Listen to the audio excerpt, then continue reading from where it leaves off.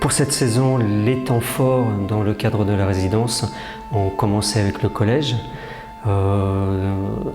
Une série d'ateliers qui sont entrés dans le cadre du CESC et un travail de danse pour leur permettre de trouver une expression et de les aider à s'exprimer davantage. Ensuite, l'IME, une deuxième édition, pourquoi pas, là, avec un travail de light painting pour cette saison. La création de goûter compter, une lecture musicale et dansée, suivie d'une dégustation de pâtisserie, entre autres japonaise ou sinon asiatique.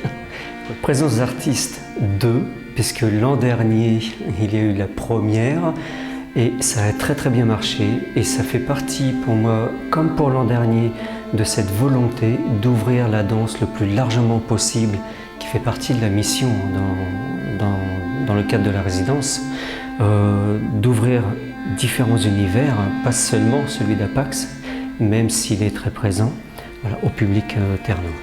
Le track, ça fait déjà une bonne semaine que je l'ai, pour ne pas dire un peu plus. Ça monte.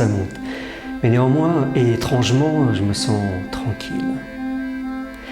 D'une part parce que je sais qui j'ai invité, et j'ai entièrement confiance en tous ces artistes, en leur présence. Ça ne s'appelle pas présence d'artistes aussi pour rien, voilà. Je connais très bien mon équipe. Je sais comment, toute cette préparation, ce qui est en train de se donner, je me sens tout à fait tranquille. Cette présence d'artistes est constituée de 6 objets chorégraphiques. Je les appelle des objets, plutôt que des pièces, puisqu'il y a des formes.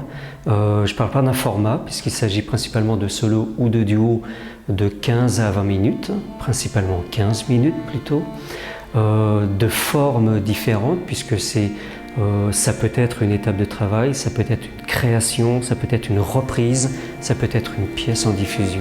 Donc ça va commencer avec Ikari chorégraphique, Mamiko Mitsunaga, qui va nous présenter un solo qui existe depuis 2013, qui s'appelle Vis-à-vis d'elle.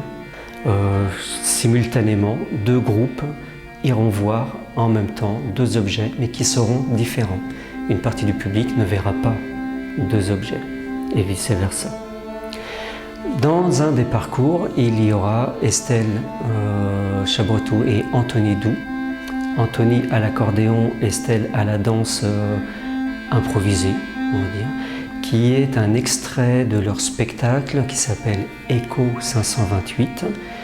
Echo 528 qui est extrait de l'album, d'un album de musique, principalement accordéon et autres instruments, qui s'appelle Fréquence 528.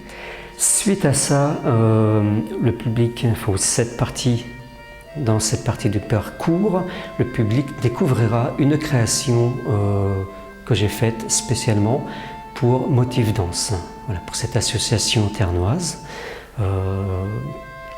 Plus précisément pour l'atelier chorégraphique de Motif Danse, un groupe de 11 filles. Le principe en fait de la doxa, c'est de n'influencer en aucun cas l'opinion commune, l'ensemble de la pensée du groupe, du spectateur.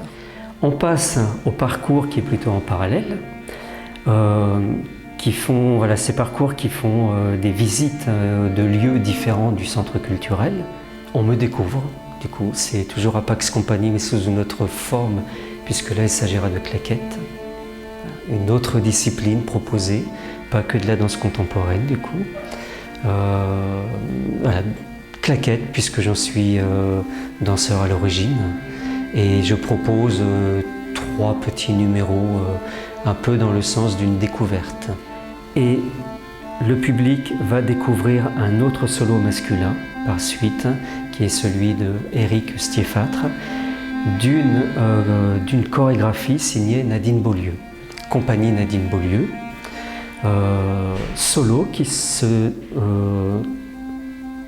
qui tourne autour de la boxe. De là, les 2 groupes vont se rejoindre dans la salle de spectacle d'une façon plus traditionnelle, et pour clôturer cette présence d'artistes, une création d'Apax Company avec Estelle Chabretou et Ségolène Gessa, voilà, un duo qui s'appelle Assimilation.